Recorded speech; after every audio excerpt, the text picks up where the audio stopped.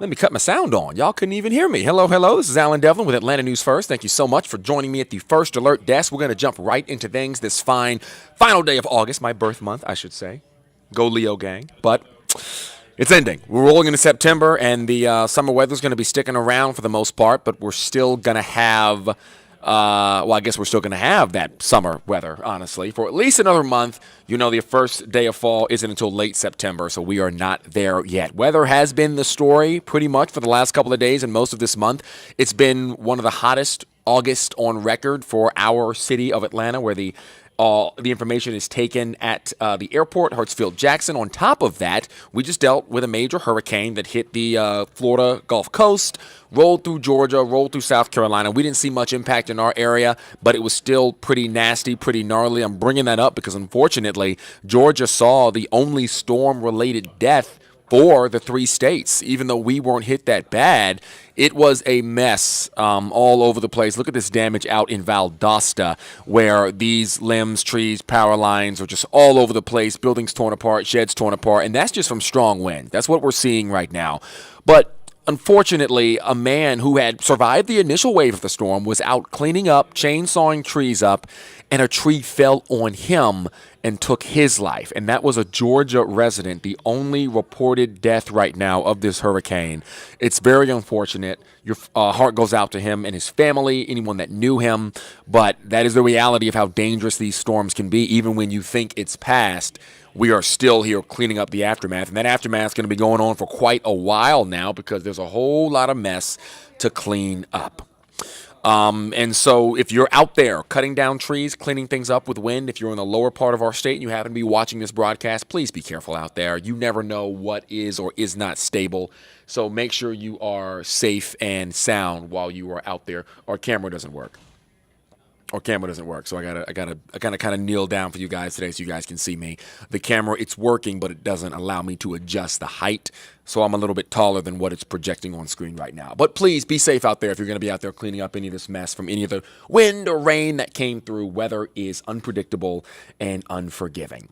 The next story I want to talk to you guys about here is an interesting one. So Emory Healthcare, one of the massive hospital systems here in our state, is going to be taking Christmas Eve off of its paid holiday list and replacing it with Juneteenth. So it's a mixed bag. You know, you're losing Christmas Eve, but you're getting Juneteenth. A lot of these workers are saying, why can't we get both? But that's where the controversy is coming into play. Zach Summers picks up the story from here.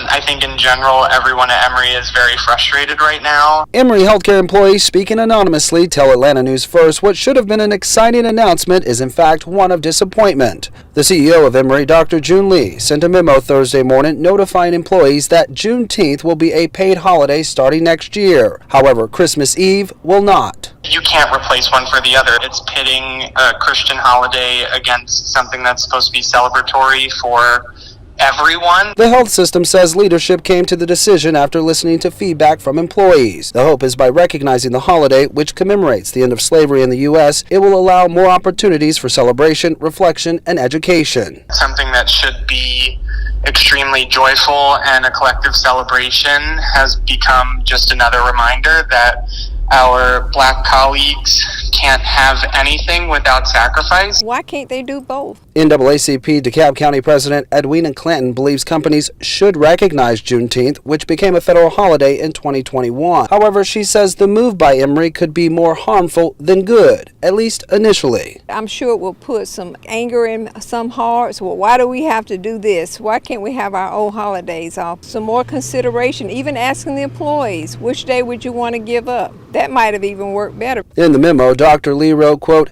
Emory Healthcare currently observes 9 paid holidays each year, while other Atlanta health systems average 6 paid holidays. For each observed holiday, our clinics and business offices close, which means our patients are unable to make appointments for those days. To minimize impact to patient care, we will not be adding another paid holiday to our calendar. And there you have it. A little bit of that story. It's going to continue to move forward. Now, this isn't even until next year, so they have time to figure this out. They have time to make adjustments if they want to. They're going to get Christmas Eve, this upcoming holiday, and then next year, 2024, is when it would go away, according to what's in place right now. The last story I want to talk to you guys about is one that I'm sure many of you are excited for. Maybe you're already getting ready to roll. You might be on the road by now or getting ready to hit the road. Labor Day weekend. It is here, honestly. Thursday marks the beginning of the long weekend. A lot of you guys are going to be off on Monday. I won't. I'll be at work. I'll be right here. Join me at the First Alert desk. We will be back. We'll be on air as well. But for those of you who do not work in television, I hope you have a safe travel weekend. It's actually going to be one of the busiest travel weekends of the year, the third busiest, I should say, behind what I believe is going to be Thanksgiving and Christmas. Of course, those are really, really busy travel weekends, but more people are hitting the highways and the roadways and the air and the train tracks than last year, surprisingly, and it's been upticking every year since 2020 with the pandemic. When everything kind of shut down, people are really getting out there and being safe. Gas prices are up, honestly. They're, I think, 35 to 40% more than they were, about the same as last year, but 40% more than they were the year before. So be careful when you're, pumping up your gas. Maybe hit a Sam's Club or a Costco, get that discounted gas instead of, what could be $3 a gallon, $4 a gallon in some places, depending on where you are. Just be ready for a lot of lines, a lot of backups, TSA on the highways, traffic jams, whatever it may be. Today is going to be the busiest day, and then tomorrow is the second busiest. So if you are already where you need to be, congratulations. You beat the rush. If you're heading out later or you're in traffic right now, or maybe you're planning on leaving tomorrow, you might be, hitting a little bit of slowdowns on your way to wherever you're headed out. I'll actually be in South Carolina for the Labor Day weekend, so that's where I'll be going. But I'm going to be missing that travel rush because I'm going to be traveling really late Friday night. So no issue there for me. Wherever you're going, make sure you stay safe. I want to take you guys outside really quick, look over our beautiful city as that sun starts to set. Honestly, a beautiful day out there today. It was clear. It was sunny. It was warm. There was not much rain, even though last night I believe we got a little bit of rain. I remember having to pull my chairs in off my balcony at my apartment, but ultimately it's been pretty good. And that's kind of what we might get lucky enough to stick with through the weekend here. I've got meteorologist Patrick Pete joining me. Now, Patrick, I got to tell you, our camera isn't working, so it doesn't adjust height. I'm a little incy bit taller than you, but in order for me to fit in the box, I had to bend down. So you're going to have fun with that. So you think you're taller than me? I know I'm taller than you. I'm just trying to help you out with your framing. I disagree. You're confused. I'm not Savannah. Good evening, everybody. We can laugh, we can joke because the weather is just gorgeous out there today. I hope that you all are having a fantastic Thursday evening. This weather could not be much better, but it's going to trend a little bit cooler for tomorrow. So if you are a person who likes for the temperatures to come down a little bit, I think you're going to be happy. That's going to come at a cost. It's going to be a little cloudy at times tomorrow, and there is a low-end chance for rain. 20% chance. We're not expecting this to be much of an impact, not too impactful, but it's going to be a beautiful day as far as running and maybe cycling if you're looking to get out and about. The rain chance looks to be around through the afternoon. The weekend outlook is looking awesome. Lots of sunshine. The dew points are going to be lower than they were today, which means it's going to be less humid than it was today. Lots of sun, comfortable temperatures in the mid-80s. We're going to be winning. And as we head into your Labor Day, we're going to keep that train going. Temperatures are going to nudge a little bit. I don't think we're going to quite get to 90, but we're going to be really close in some places as we head into the afternoon. So I think that you're going to like the forecast. I made the joke earlier, with everything that's going on. They're talking about gas being a little bit higher. Instead of maybe driving to a destination this weekend, maybe you can just save some money and hang out here in the city because the weather's going to be quite nice. I really love the next couple of days. Here's a look at our muggy meter. Part of my excitement, the dew points going down as we head through the next couple of days. It is going to feel quite nice to kick off the end of August and head into September. I'm very ecstatic. Here's a look at some of that cloud cover tomorrow morning. Don't be surprised if there's a stray sprinkle out there, hit or miss. I think it's going to miss most of us. Rain chance at about 20% as we push into the 5 to 6 o'clock time frame. Folks heading home. You can see that there are some yellows, so some of that rain could be a little moderate, but it's not going to be long lasting. We do expect those showers to weaken as they approach the metro, so I don't expect this to be an issue for the evening commute. May have to throw the windshield wiper on for 5 minutes or so, but I think we're going to be okay. Temps near 71 degrees at the 8 o'clock hour as folks are punching the clock. Sun and clouds, but the clouds do thicken up through the day. The winds are going to be nice, roughly 10 to 15 miles per hour out of the east earlier on, and that's going to allow for cooler air. We're going to struggle to get into the low 80s, but I do expect some locations to hit roughly 81, 82 degrees. Clouds around for the overnight hours. That's going to keep us a little bit milder. And as we head into the afternoon on Saturday, breaks in the clouds allow for some heating. So we'll get up to 77 in Lawrenceville around lunchtime, 78 Carrollton, near 80 here in the city of Atlanta. And I just expect to get into the mid 80s for a couple of hours as we push later into the day before those numbers trend a little bit cooler. In case you didn't get it from the forecast, I think this is going to be a fantastic weekend to get out and about.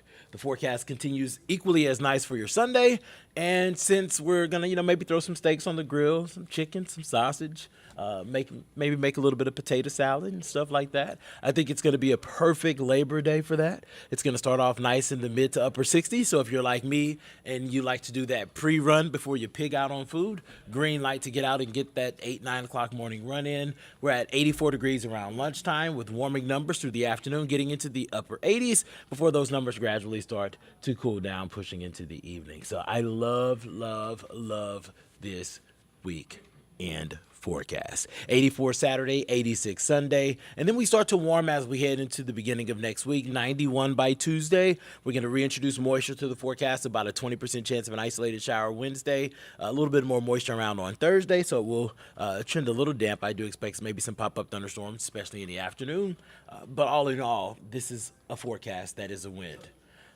I want to kind of keep you guys in line with the hurricane season. We are at August 31st. We are quickly approaching the peak of hurricane season. We've seen things start to bubble up a little bit in the Atlantic over the course of the last couple of days. We're dealing with post-tropical cyclone Idalia, which means that essentially it's lost its tropical characteristics. There's not a whole lot of deep convection, not really a well-defined center of circulation. That's expected to continue to be the story for the next day. We could see it move over to warmer waters over the course of the next 24 to 48 hours, which means that we could see it try to get its act together again. Guidance is hinting that that's a possibility. We'll keep you posted. Meanwhile, Hurricane Franklin, a Cat 1 storm, not looking overly impressive, especially in comparison to the monster that it was just a couple days ago. And then just to the south and east of it, we are monitoring Tropical Storm Jose, which is very tiny, but it's trying to keep a little bit of energy with it. What's going to happen over the course of the next day or so is essentially Jose is going to be absorbed by Franklin. So something that happens every once in a while when you have a stronger system and a weaker system, and Franklin's going to become the more dominant feature, and obviously we'll lose that other system, but still a lot to watch out in the open Atlantic. There are 3 areas of opportunity. One of them just to the south of Bermuda has about a 30% chance of becoming a depression by next Tuesday. Another one that came off of the coast has about a 20% chance of becoming a depression by Tuesday. But we're watching that cluster of storms that are looking a little bit more aggressive north of the one that I just mentioned. That one has about an 80% chance of development. So lots of things that are going to be happening in the tropics. Makes you really appreciate the dry time that we have now, the beautiful views that we're seeing across our city, and the very pleasant weather that is in store for us, not only this evening, but as we push through the next couple of days. So winning for sure, and I know a lot of you are making plans for Labor Day weekend, so I'm going to throw that 7-day up for you. I'm going to go to the chat. I don't expect there to be much questions because, it's hard to question all of this beautifulness. There are no questions, so I'm going to leave you all to your vices. We'll have an update for you tonight on Atlanta News First at 9. Catch us on Peachtree TV, 9 and 10 o'clock. Have a good night.